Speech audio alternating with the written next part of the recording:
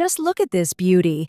With its hairy red shell and tropical flair, rambutan is nature's punk rock fruit. Native to Southeast Asia, it's a rare gem here, and I couldn't wait to try growing it myself. Let's begin by gently scoring the outer layer with a knife. No need to go deep, just a minor cut to help us peel back that spiky armor. Now, using just our fingers, we peel away the skin. It's surprisingly soft beneath that wild exterior. And there it is, the juicy, translucent flesh, hiding the seed like a treasure chest.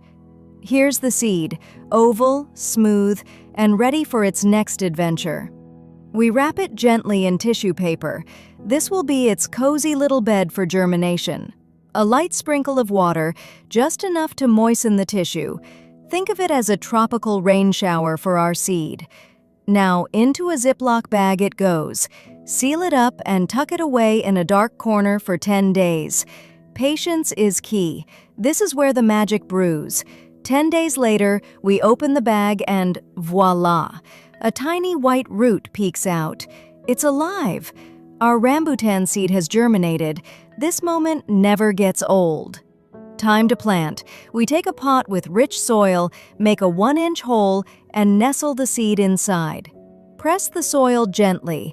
This keeps it secure when watering. Give it a good drink and place the pot in bright sunlight. Rambutan loves warmth. It's a tropical soul after all. Test after 20 days. And there it is, a baby rambutan plant standing proud and green. From fruit to sprout, all in just a few steps. Isn't nature incredible?